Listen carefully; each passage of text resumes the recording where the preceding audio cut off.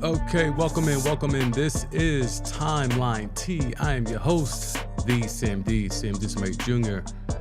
This is a live stream where I go over all the latest sports news and notes, rumors, innuendo, everything that is popping off from the timeline.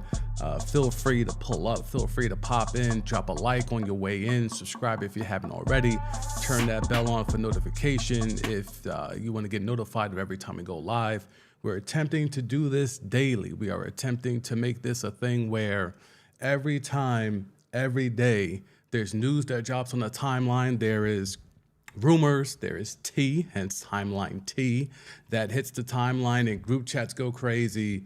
The timeline goes crazy with innuendo and retweets and subliminals and so on and so forth and hot takes jumping out the window. So this stream is to kind of go through some of the tea that I think is actually mindful, some of the stuff that actually makes sense, and we're going to leave all the hot taking stuff to those others. So pulling up right here, as you see right here, we got LeBron being out indefinitely. We got Lamar Jackson, the contract update.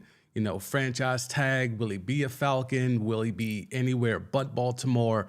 We're getting a lot of trash narratives about Lamar Jackson, so we'll get into that. And then Damian Lillard spoke, and he spoke very telling about, you know, he's been quoted for years about why he doesn't want to leave Portland, why he thinks it would matter more for him to win it in Portland than to just run and join a super team. And we know super teams winning is a trash narrative in itself, but there has been a lot of pressure, a lot of subliminal pressure for Dame to realize that it's time to leave Rip City. So he spoke out again about it, and he mentioned a few players that, if you believe his narrative, if you're rolling with his version of the story, could make sense. And he gives you more reasons as to why it might be better for him to stay in the PDX than to shake the spot. But we begin with LeBron. LeBron James is out. LeBron James is out indefinitely. So we don't know what that means in regards to a time frame, but let's bring up the screen here. LeBron James is feared to be out indefinitely with the ankle injury he suffered against the Mavericks, per Shams Charania. So we talked about this briefly yesterday on the inaugural episode of Timeline T, but he said he heard a pop. And, you know, we caught it in real time. If you were paying attention to the game, some people were actually watching the Jake Paul fight instead of, you know, a very entertaining Laker Maverick game. To each his own, but couldn't be me. But LeBron being out, and we talked about it yesterday, now this puts pressure on Anthony Davis. What type of Anthony Davis are we going to get? Are we going to get the Anthony Davis from the second half of that Mavericks game? Because that guy was a beast. That guy was a problem. That guy was putting in major work. And I think right now, when you look at it, the Lakers already moved up to 12. They were 13 heading into the weekend. It is now Tuesday. Now they're at 12. They're creeping and they're crawling up this standings here. And as we go along here, let me move this over just a little bit. See, can we do that? No. Okay, so let's zoom out. Give me a second. And now we should be able to move up. Nope, that's actually covering what we want. Okay. All right, so bear with me here.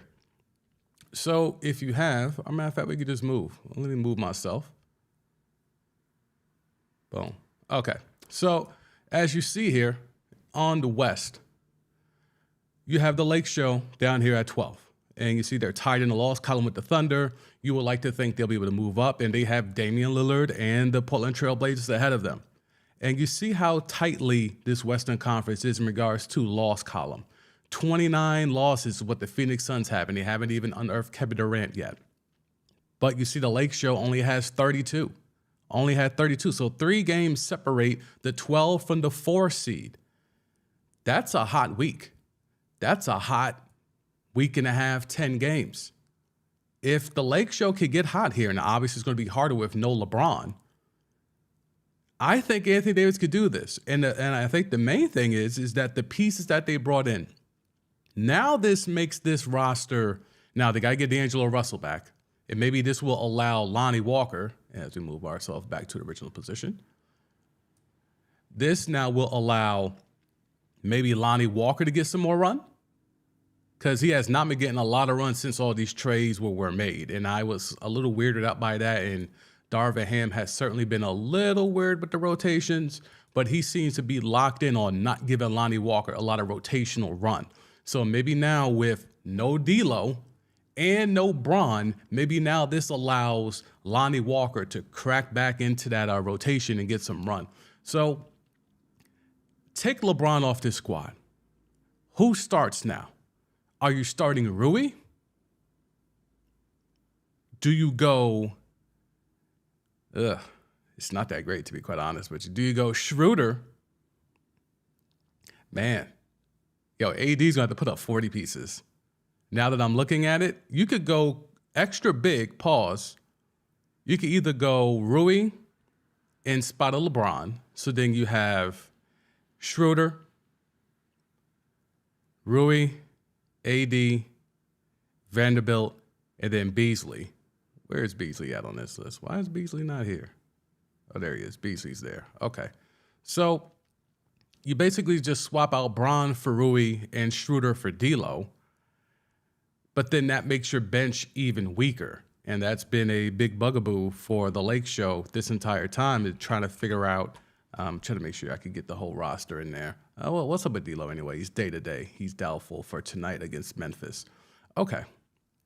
So, and you see AD is also, he's perpetually on the injury report. We'll let that rock. But in regards to how can we make this happen for the Lake Show? You have Vanderbilt, Beasley, AD, Schroeder, and I'm assuming Rui. Now that bench is now Austin Reeves. Man, you got to go Lonnie. Lonnie has to get some run here. So that's something we're going to have to figure out, is how does this look in regards to this schedule for the Lake Show? Because this schedule is going to have to be very favorable for them to, withstand. And let's see if we can pull this up here on the fly and see what this Laker schedule is going to look like. Let's see, schedule and results. Okay, there we go. Nope, don't give me an ad. All right, so they got at Memphis tonight, at OKC. That should be a win, you would hope. They owe them for that Bron breaking scoring record game, right? They owe them for that. Minnesota, Golden State. You don't know if Steph's going to play. Memphis, again. Toronto, Knicks tape. Knicks tape is hot, but it is at home. Pels are perpetually injured and slightly underachieving. Houston, everyone goes crazy against Houston. There's not a lot of easy games here. This is kind of a tough stretch. This is a weird stretch. Let me make sure I get rid of this ad. No, I do not want to become a stat head. Okay, now we got it. All right, so Memphis, OKC, Minnesota, the Warriors, the Grizz, the Raptors, the Knicks, the Pels, the Rockets. So you got about a good 8-game stretch there where there's no gimmies. Up until the middle of March, there's really no gimmies. So this is like the worst time for a team that needs to get hot. It needs to make up ground. This is a rough stretch, because the only thing you could say is that at least if they get a win against OKC, that's a team that's currently behind them. If they get a win against the Timberwolves, the Warriors, at least those are teams that are in front of them, as well as the Pels. So it's almost like, and the Warriors as well, but so those 4 games are probably the most important. You can lose these games to the Grizz, in my opinion. You can lose these games to the Grizz. You can even lose these games to the Raptors and even Knicks tape.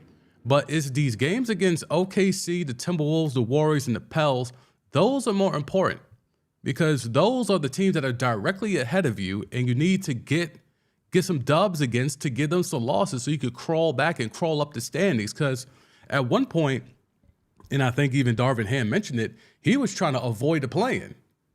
And it would have took them having a good 2 weeks of winning 8 out of 10 and so on and so forth for them to probably get into that mix, because there's only 3 games in the loss column separating them from the 4 seed. So I think this is like the worst. This is the worst timing to have LeBron get hurt because of the schedule. Now, when he comes back, let's say he comes back mid-March. Dallas, Orlando, Phoenix, OKC, home and home with the Bulls, Timberwolves. Yeah, you kind of need him when he comes back, I think they could go on a run here where they have Orlando, OKC, home with the Bulls, the Timberwolves, the Rockets again, the Jazz again. Now, this is a rough way to end up. Clippers and Phoenix, you would assume those games will mean something, whether in regards to seeding or maybe teams wanting to make sure that, the Lakers will have to be in that play-in. Maybe Kawhi and PG play to make sure, no, we don't want them getting up to 6. Keep their ass in the play-in. That's going to be something if what we have here in regards to Phoenix and the Clippers, and then you sandwich in the Jazz. This is a really weird sandwich. You come off, you're assuming an easy dub against the Rockets, and then you have the Jazz in Utah. Come home, even though it's a road game. Play the Clippers, and then you have Phoenix and then Utah at the crib. It's rough, man. Bad timing, absolutely horrific timing. And we talked about it briefly yesterday. When will this LeBron thing, in regards to him being hurt, when will we start to, I know we like to say, he's 38 years old, but there's also the narrative of he's indestructible. Look at the way that he has kept up, over the bulk of his career. And we kind of went through this yesterday. He hasn't been that indestructible as a Laker. 55, 67, 45, 56, 47 games. And with him missing an indefinite amount of time, you would think he'll probably barely crack 60 games again. So as indestructible as we like to say he is, and how can he perform at this level, at this age? Has he though? Because, 55 games. And look, we know the bubble year. We see it. But 56 games last year, it's hasn't been as easy as you would think for LeBron. It hasn't been as easy as you would think. And he's not as indestructible as you would think. Since he turned 34, he hasn't sniffed 70 games. But, the narrative exists, the narrative continues. So in regards to LeBron being out, Anthony Davis, it's your time. Anthony Davis, it's your time. Anthony Marshawn Davis, as you see here, it's your time. And as much as he's been called street clothes, he's been mocked, he's been, chastised greatly throughout his career. Now is a time where you could put this team, this organization, this fan base on your back and let them know who you are. This is that time if you're Anthony Davis. This is the time where you can, and again, second half against Dallas, if he's that, I like the Lakers' chances. He was a terror defensively, an absolute terror. He was a terror defensively. If he can get that off to where he's being that aggressive, and not only just getting shots in the paint, but also being fouled, being able to draw contact and go to the free throw line where he's a top tier big in regards to free throw shooting. He's 80+%. When he's doing that, 30 pieces, I don't know if y'all bet or not, but points, rebounds, assists, it might be time to hit those overs for AD. It might be time because he's going to have to do everything. Who's the number 2 option right now? Who's the number 2 option? With no Bron and you have AD and D'Lo is day-to-day, who is the number 2 option? Can Malik Beasley get his own shot? We about to find out. We know Rui can, so I think the natural thing is for Rui to slide in there, but I don't know if that's been announced yet. I don't know if we have any, let's see. I'll look this up here as I'm talking, but I would love to know if Darvin Ham has said who's going to start, because that will kind of tell you what he's thinking. Breaking news, LaMelo Ball to miss the rest of the season. If you saw the injury last night, that's not that shocking. Broke his ankle trying to cross somebody up. Very sad to see, but LaMelo Ball out for the year. Shai Gilgeous-Alexander, SGA. We're getting some breaking news here. A lot of stuff is happening. So SGA, Shai Gilgeous-Alexander has entered health and safety protocols. So still running around on that Rona. Not sure where that's going to go. But nothing yet in regards to the Lake Show. I'm searching some of the Lakers Twitter, the Laker people that I follow, and I'm not seeing anything for regards to a lineup for the Lake Show for tonight against Memphis. But the early word is LeBron will be sidelined multiple weeks. So that brings us to that midweek margin that we spoke about just a few minutes ago. So that midweek margin, that midweek standpoint where if they can get to middle of March and win those 4 games against the teams that are directly ahead of them and not worry about the rest, I think they can at least hold water and still chip away. But that's a brutal stretch. That's a brutal time for LeBron to be out.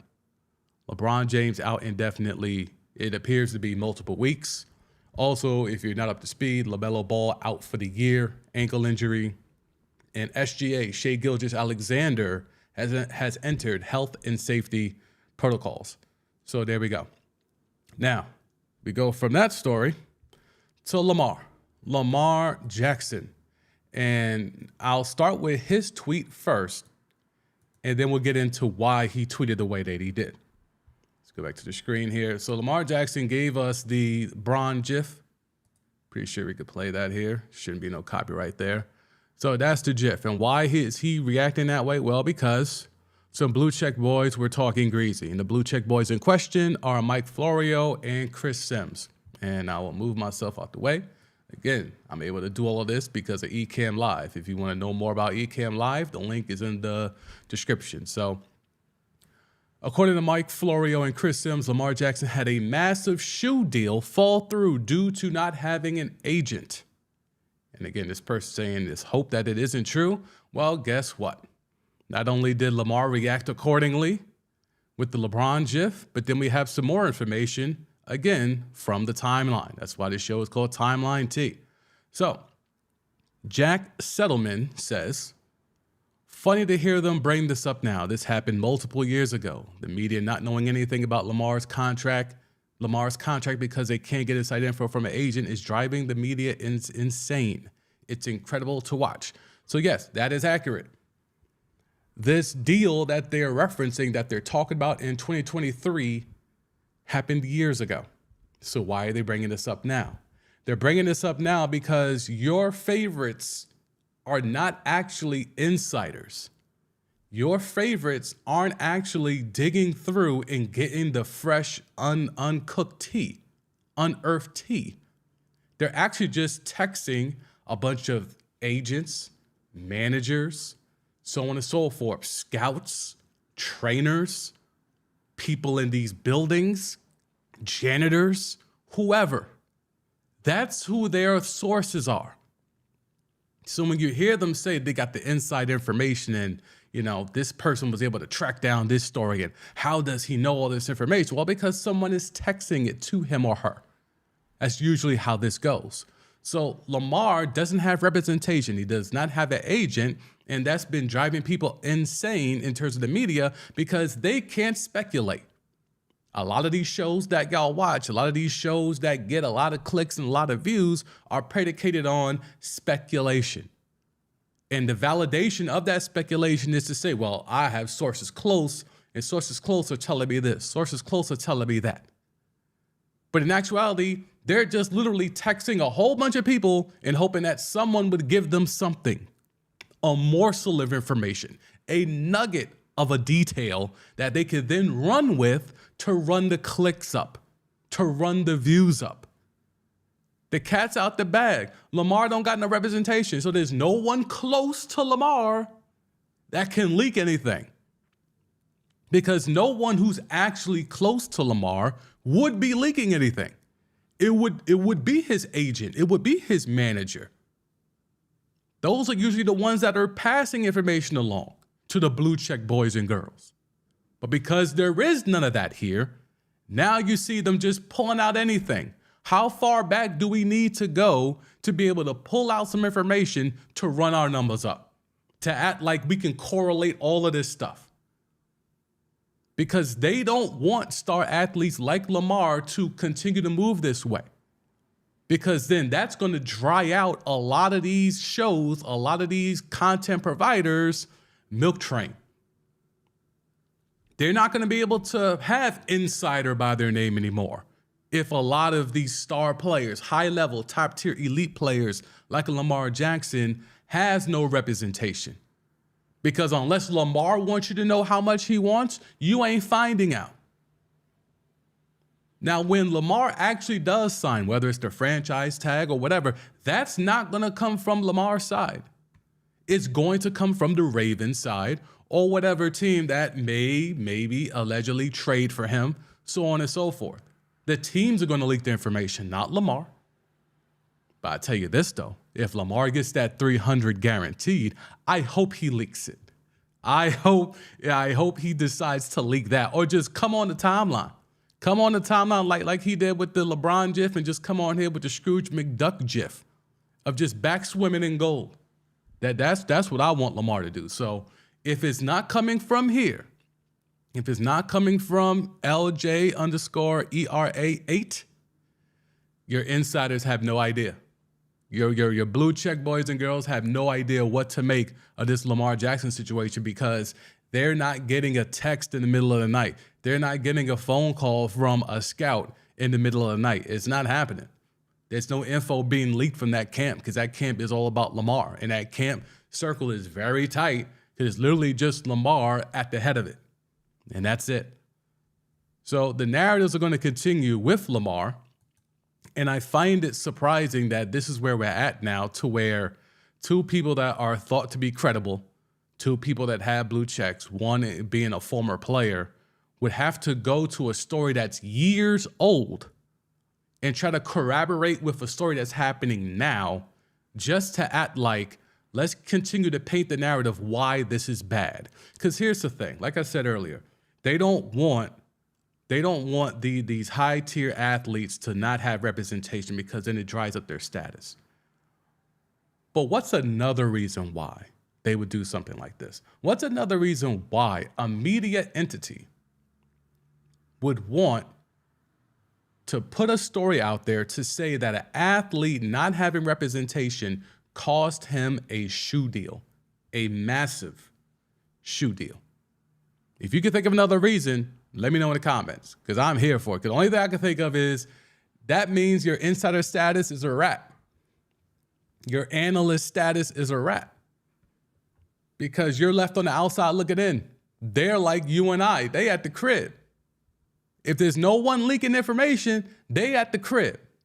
They're not in a fancy TV studio with backdrops and all that. They're not here. If they can't get no tea, if they can't get a text, if they can't get a phone call for someone in the building, they're not here. They're on these streams like us. So it'll be interesting to see how that goes. But I can tell you right now, I hope Lamar gets his bread. I think it's likely he's going to get franchise tagged. And then the Ravens will figure out what to do with him at that point, whether it's to trade him or whether it's to finally work out a long-term deal. I saw something where they were saying how there was another contract that he allegedly turned down where it was actually more guaranteed money than Kyler Murray. We know that was a big storyline of where he turned down an offer where it was $133 million guaranteed, and that's where Kyler Murray got $160. Now there's reports that there was a deal prior to that was $170 guaranteed.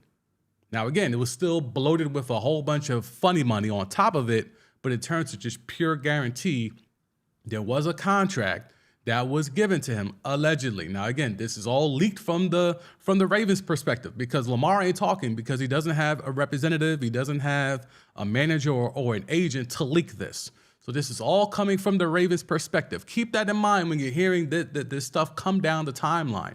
When you're hearing these reports or these sources, understand 99.9 of this is not coming from Lamar Jackson. So the Ravens are putting out there that they offered him a contract of $170 million guaranteed, and he turned that down. Now, to me, that's obviously, we could do the math. 170 is more than 160. But should Lamar Jackson have taken that deal as well? Absolutely not. Absolutely not. Again, because the bar was raised when Deshaun Watson got that 230. The bar was raised. And owners can be mad. Owners can feel a way that the Browns jumped out the window and did it. But when it comes right down to it, they did it. They did it at the most important position in the sport. So therefore, when you have a next guy up, you see what Daniel Jones is asking for? 40 plus mil, 45 M's for Daniel Jones. Derek Carr asking for 35 plus. What you think Lamar gonna ask for? If Daniel Jones is getting 45, what do you think Lamar's going to ask for? Are you out of your mind? 300 guaranteed. 300. I've been on the record from day one. As soon as that contract came down, 230. Oh, if I'm Lamar, I'm asking for 300. I hope we see it. You ask for 300, you probably settle for 250, 275, but you have to ask for it. What are the Ravens without Lamar Jackson? What are they? Franchise tag him, okay.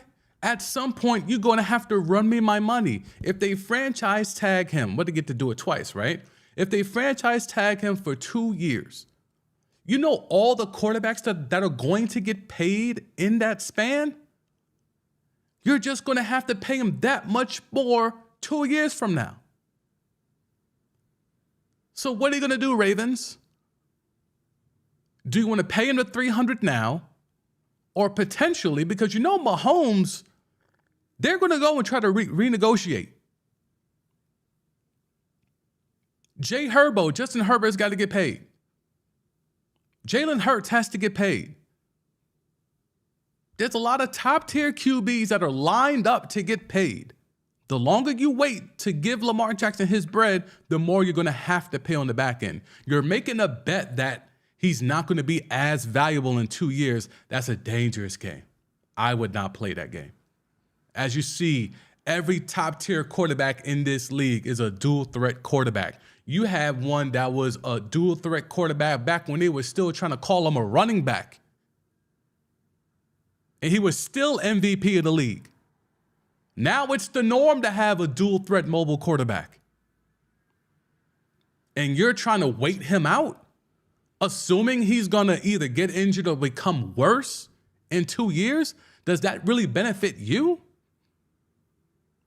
I don't know. The Ravens are in a weird spot there. I don't understand. I know Ozzie Newsome is kind of still around that organization. Wasn't that one of his last picks, drafted Lamar? I wonder if we could get some real thoughts from Ozzie Newsome, because I would think even he would know to go ahead and pay that man. Go ahead and pay that man. Okay, moving on. Damian Lillard. Now, he dropped 71 the other night. It was a fantastic performance. It kind of brought into light in regards to how top tier he still is, and kind of low key how he's kind of forgotten. And he's kind of forgotten in the sense of, you know, it's more so about what can he do from the perspective of understanding your place, understanding your legacy, understanding your place in history. Damian Lillard has come to the point where not only is he him, he is the most important Blazer and probably the best Blazer of all time. He's that guy. I know Bill Walton won a chip, and he was elite at that time. I know some would throw out there Clyde Drexler and how he was at one point in time. But in regards to Damian Lillard, where he is right now in history, he is the most important and the best Portland Trailblazer of all time. And he wears that. He wants that. He covets that. And having that put upon him, he's been pressured. We've seen him out with LeBron at Summer League, and they dapping up and they're sharing a little inside joke. And I'm like, we know how Bron is. You know, Bron will want Dame. Bron want anybody. Anybody who's nice, I would love you to come hoop with me. That's what he's about. So there's been rumors about Dame possibly leaving, being traded, possibly going into the front office saying, get me out of here or get me more help, whichever you want to believe. But now it's come to where I think we're all just resigned to the fact of, yeah, Dame ain't going nowhere. And nor do I, it doesn't really matter to me. It matters what Dame wants. And clearly, if Dame wanted out, he would have said something by now. Now, there may have been some times where he might have thought about it. I'm sure everyone thinks about it, especially someone of his position. But in regards to, did he actually go into the front office and say it? There has been a regime change. New GM, new coach. Some say that might have been spearheaded by Damian Lillard. That's all alleged. But in regards to what he's trying to do on the court, he's been able to put himself in a position where he is elite. And really, when you come right down to it, when you're talking about the revolutionizing of basketball, and I talked about this briefly yesterday on the live stream, when you're talking about what Steph Curry did to revolutionize not only the offensive game, but the three-point line in perpetuity. From here on out, Steph Curry will be forever synonymous with the implementation of just threes and bunches. 12 threes a game, that will be aligned with Steph Curry's legacy, right? But Damian Lillard's right there. You know, I showed the shot chart from the 71-point game on Sunday night, and those threes were 30-plus feet out. 30 feet, 32 feet, 36 feet. Like, Logo Lillard is a real thing. But does he want to stay in Portland? So let's go ahead and pull this up. And he had a very interesting comment that I think I wanted to show y'all. And yes, we don't have to cover that up. Yep, we're good here. Damian Lillard says the grass isn't always greener when you leave a franchise. You look at Russell Westbrook, you leave OKC for Houston.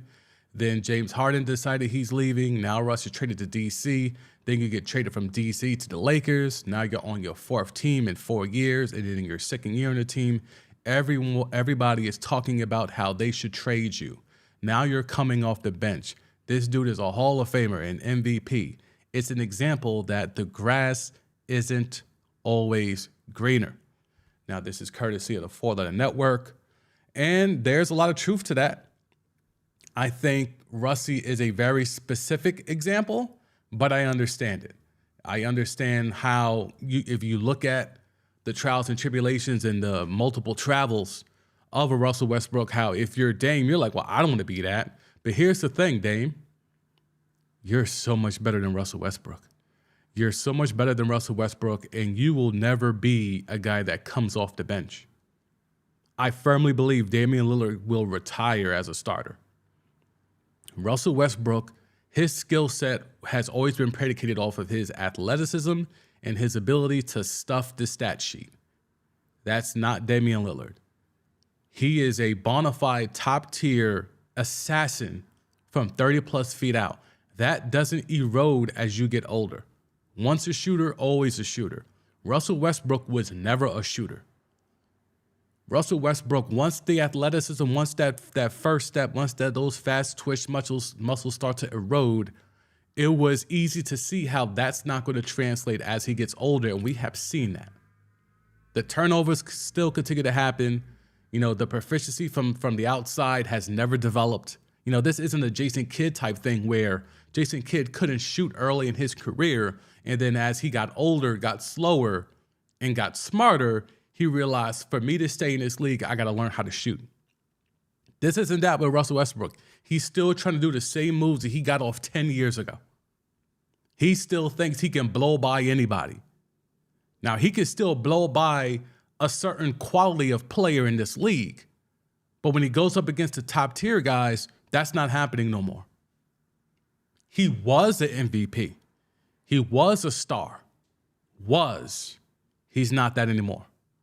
I think there's a better chance for Damian Lillard to have the longevity like you're seeing in a LeBron where he's still that guy even at 38.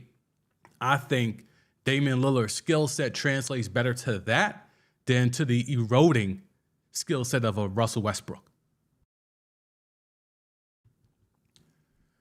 So what do y'all think of this comment? Damian Lillard, grass isn't always greener. Because everyone thinks he should leave. So he's saying, you know, maybe Russell shouldn't have left OKC. You know who was very happy you know who was very happy that Russell left OKC? OKC.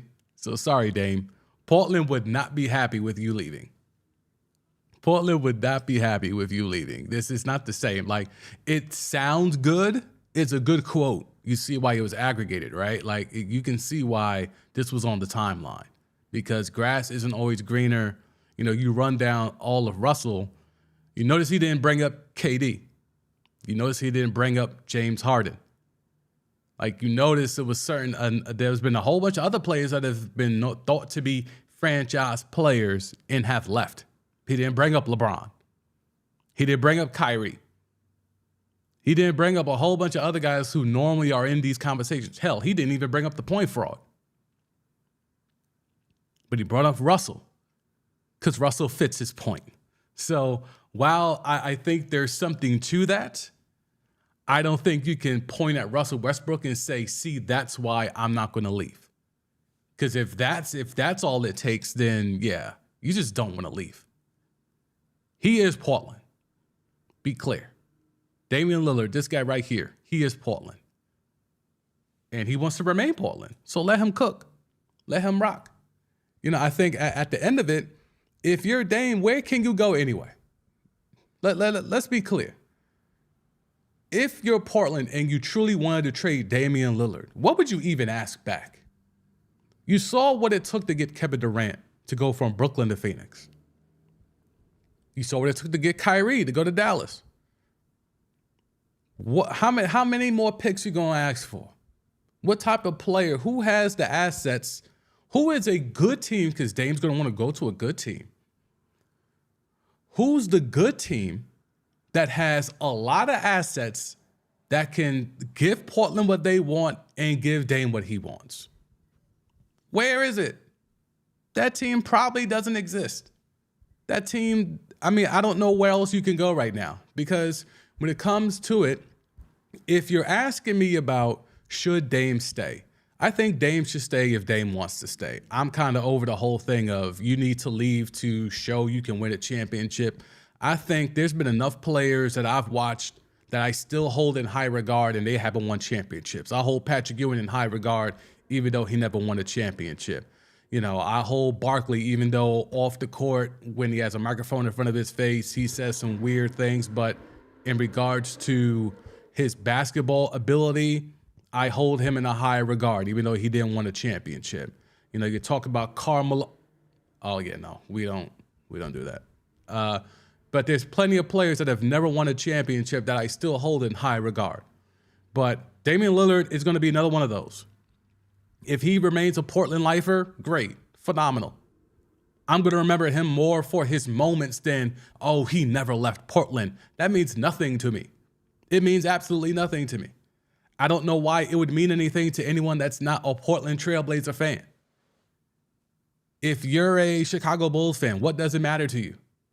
If you're a Milwaukee Buck fan, what does it matter to you? If you're any other team, if you're a fan of any other team, what would it matter 20 years from now if Dame never leaves? Are you going to really think about that when he's being inducted to the Hall of Fame? Does it mean that much more to you? It means absolutely nothing to me. A guy having the longevity of staying, 15, 20 years in one place or another doesn't mean anything to me. How did you play? And Damian Lillard will be in the pantheon of top tier guards. He will join Isaiah. He's of that ilk. He has earned that.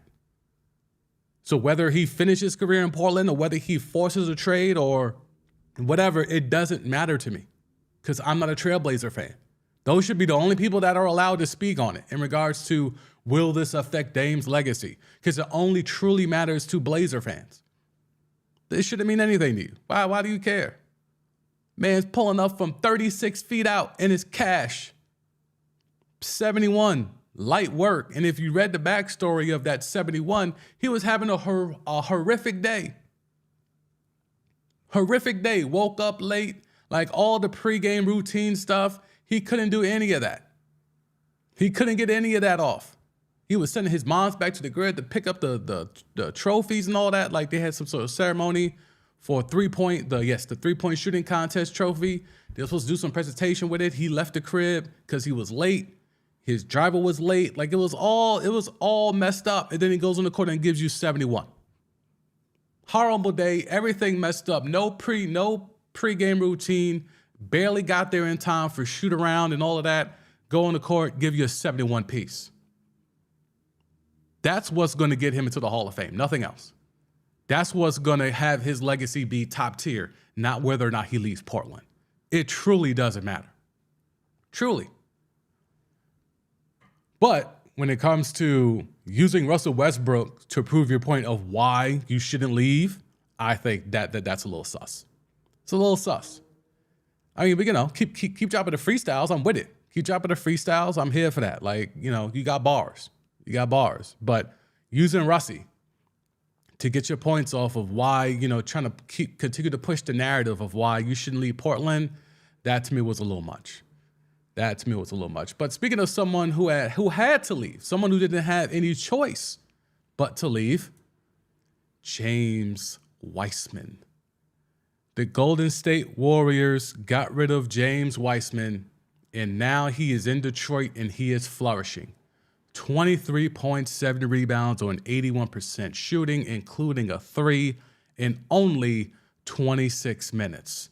Now, I was a huge proponent of James Wiseman coming in, even though I still think, you know, the Warriors should have took LaMelo. And I've had people in the comments arguing with me about the merits of Wiseman being a dominant big and how you always take the dominant big over a guard. And I think if this was the 80s or the 90s, that could have been true. But in this NBA, it is very guard-centric. Unless you project James Wiseman to be a Giannis, to be a Jokic, to be Embiid, which none of us were. I watched the games at Memphis, the few of them that they were. I didn't see Embiid. I didn't see Jokic. I didn't see Giannis. But I was watching LaMelo when he was hooping in Lithuania. And I was like, oh, he's special. He's the one. I see why LeVar said from years back when we were going crazy over Lonzo, he said, no. LaMelo's the one. And then I learned very quickly, oh, that's why. I see it. But now we got James Wiseman, and he's in a situation where he could hoop. He could play. He could get touches. My main point in why the Warriors should have never drafted James Wiseman was the simple thing of he doesn't fit their system. If you want to give me the narrative of, oh, well, you know, they drafted the best player available, well, who said James Wiseman was the best player available when LaMelo was sitting right there? Who said that? Just because he's a big? Just because he's a big makes him better? Now, I think, will we see more of this from James Wiseman? I will hope so. Like, who else is there in Detroit? Detroit is in a state of flux. Like, there's a bunch of guys that have been in and out of that lineup. The rotation's been erratic. You know, Dwayne Casey, I mean, salute to you for just, you know, keeping the gig. But, you know, that team's not trying to win. But if they can get Wiseman there and have him cook up, maybe you unearth something. He's a guy that can hit the glass. He's a guy that can get buckets. But that doesn't fit the Warriors system. So this organization that revolutionized basketball, they keep trying to tell you how much they revolutionized basketball. That team doesn't fit for a scoring big man. When you win chips with Andrew Bogut, Kevon Looney, Zaza Pachulia, James Wiseman doesn't fit into that. Now, while you thought, all right, well, maybe they could use him as a trade chip, when was he going to put up the numbers that would have then warranted another team to pull up and say, we want Wiseman, we'll give you the boatload for him? When was that ever going to happen in the Bay? He never fit. It was never going to work. It baffled my mind when Klay Thompson gets hurt, 36 hours before the draft? I'm like, oh, well, they have to take LaMelo now. Even if they didn't want to take LaMelo, Klay's gone for another year. Steph ain't getting any younger. Go get LaMelo. Because now Steph could slide to the 2, and LaMelo could just feed him. But they still take Wiseman. And I was like, that doesn't make any sense. He doesn't fit. Because Wiseman needs touches. If you want him to stay engaged, he's one of those types of players at this point in his career. Maybe he matures. Maybe that's not the case later in his career. Who knows? But as of right now, he's a guy that gets engaged when he gets the rock. And that was never going to happen in the Bay. When you have Klay Thompson, when you have Steph Curry, when you had the habitual nut hitter Draymond Green, even Jordan Poole, Wiggins when he's healthy, there's like 7 other guys that's going to get touches to score the rock before James Wiseman in the Bay. But now he goes to Detroit.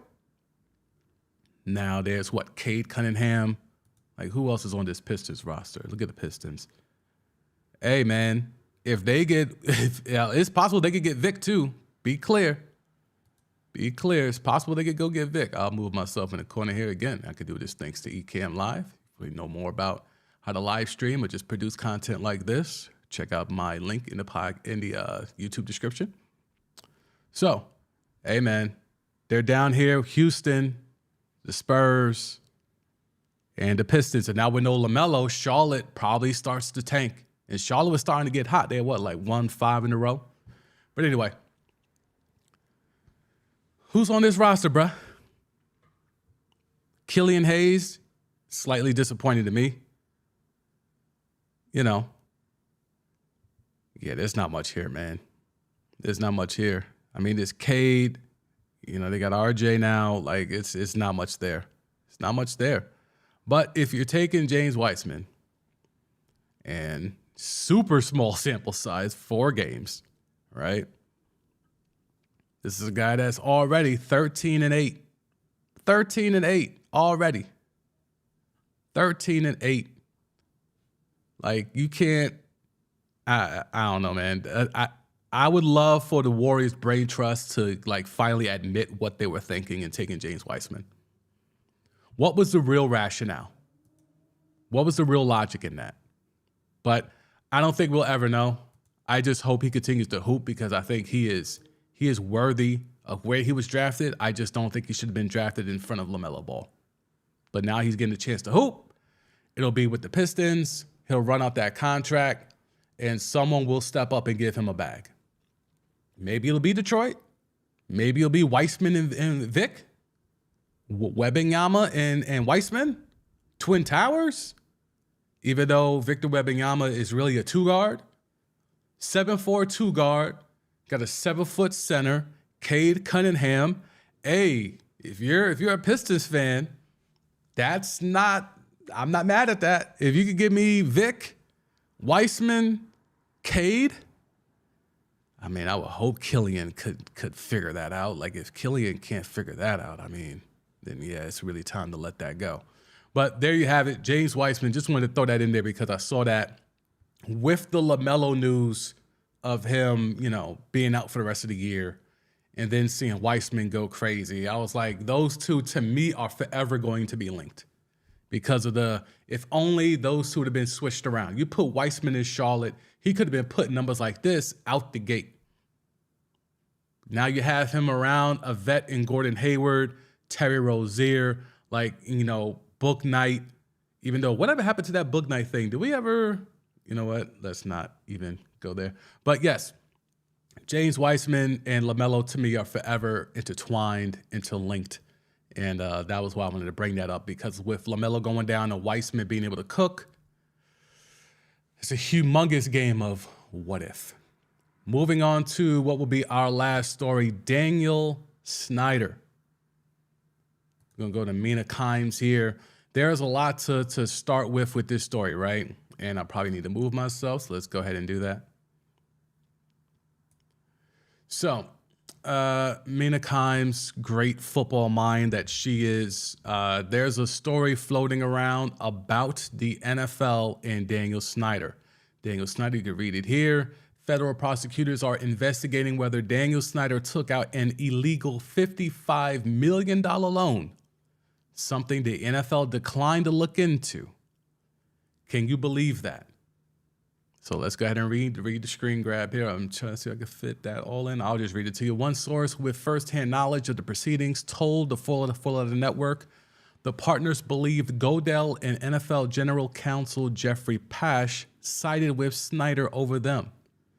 Three billionaires, not a few whistleblowers, alleged to the NFL arbitrator that the partner had possibly committed bank fraud. The partner in this case is Daniel Snyder, okay? This is jail time type of fraud. Okay, so let's be clear. Three billionaires, not a few whistleblowers. So this is people within the ranks of the NFL, alleged to the NFL arbitrator that their partner being Daniel Snyder, had possibly committed bank fraud. Now let's pause right there, because we know Jim Irsay and some of the other owners are ready for Daniel Snyder to sell the Washington Commanders. They have been plotting. They have been waiting. It has been the worst kept secret that the NFL wants Daniel Snyder to sell that team. Toxic workplace, sexual harassment, a fan base that clearly despises his existence, and it's been a clusterfuck since he's had ownership, right? It's been a clusterfuck. So, three billionaires. Who are billionaires in the NFL? Who are Daniel Snyder's partners? Other owners. So sometimes you got to parse the information, right? So three, I'm going to try to, rearrange the words here, right? So we can all follow along. Three owners alleged to the NFL arbitrator that their partner, Daniel Snyder, had possibly committed bank fraud. Now, I must just say all of this is alleged. This is their reporting, not mine. But this is what we're taking to interpret, okay? This is jail time type of fraud. The NFL owes them as much of a fair shake as it owes Snyder, and the league had no interest in finding out what happened. They buried it and didn't investigate it and covered it up. So your man's Roger Goodell had people come to him and his arbitrator, and no one did anything. Goodell had three owners come to him and his general counsel, and they were told about allegedly Daniel Snyder committing fraud, bank fraud, and they did nothing. They didn't investigate. They didn't do a third-party investigation. They did nothing. They didn't do an internal or third-party investigation. They covered it up. Who are the three owners? Even though it says three billionaires, don't fall for it. Don't fall for it. Don't take this word as what it is. This is owners. Okay? Billionaires is owners in this sense. But it continues. Now, make sure to fit this in the screen.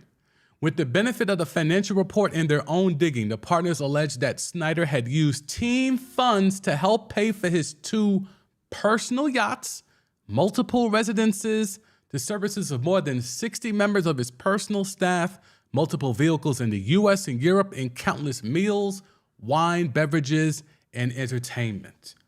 Okay. So, understand this. Daniel Snyder has been in charge of a toxic workplace environment. There have been sexual harassment charges. There have been tons of executives that have left that company under duress. There has been lawsuits. There has been allegations. There has been a lot of negativity surrounding the Daniel Snyder ownership of the Washington football team, now the Washington Commanders. He went and bought a $100 million piece of land in VA trying to build a new stadium. He wants $7 billion for this franchise, but he doesn't want $7 billion from Jeff Bezos. And the working theory around that is because Jeff Bezos owns the Washington Post, and the Washington Post has been the leader in unearthing all the tea of all the toxic workplace harassment, the toxic work culture, the allegations of sexual assault, so on and so forth in the Washington organization. So the prevailing thought is that Bezos put the word out to his post employees to get the T on the Commanders so Snyder would have to sell the team and then he'll swoop in and buy the team. Now, that's the working narrative. Not sitting here going to say anything about it in regards to whether I find if it's true or not, but in actuality, it's come down to who do you believe? Because Daniel Snyder has been trying to fight, in his mind, is the good fight, and just, I own this team, I'm going to run it my way. But there are other owners that are saying enough is enough. The Washington Commanders should be one of the more highly bestowed franchises in all of football, but they're not because of his leadership. That team has gone down, even though the evaluation of the franchise keeps going up because it's part of the NFL. So that's default. But in terms of its standing, its rank, that organization has come down and it's tumbled. But this man, so using those team funds, so that's what? He took the bank fraud of how much? $55 million loan. So that $55 million loan you see here, that $55 million loan allegedly went for usage for 2 personal yachts, multiple residences, the services of more than 60 members of his personal staff, multiple vehicles in the U.S. and Europe, countless meals, wine, beverages, and entertainment. Knowing what we know about that alleged toxic workplace culture and sexual harassment, I wonder what entertainment means, but we shall save that for another day. Again, that's all alleged. The partners said they discovered Snyder had leased his personal jets back to the team. Besides Snyder paying himself a salary of $10 million a year, he also had arranged for the franchise to pay him a total of $4.5 million for having the team logo emblazed on his personal jet, an advertising fee, Snyder had called it. Documents show. Man, this is only going to get deeper. There's going to be more here. I'm going to leave it there because I don't want to hold y'all for more than an hour. But that's a story that I'm pretty sure we're going to get more information on as we begin to do these daily live streams. So this has been Timeline T. I'm your host, the Sam D. I appreciate you for pulling up. For those who pulled up, salute. If you're catching this live on the replay, hit that like button. If you haven't subscribed, make sure to subscribe. And what I do here is I take all the information that has come overnight or in the wee early morning hours and put them together and find which ones are interesting and which ones I think I can react to and have a good back and forth with you, whether it's in the comments, live, or on the replay. So if you haven't subscribed, make sure to subscribe. If you haven't donate, the donation link is there in the podcast. It's there in the YouTube description. And I will see y'all tomorrow for another edition of Timeline T. Peace.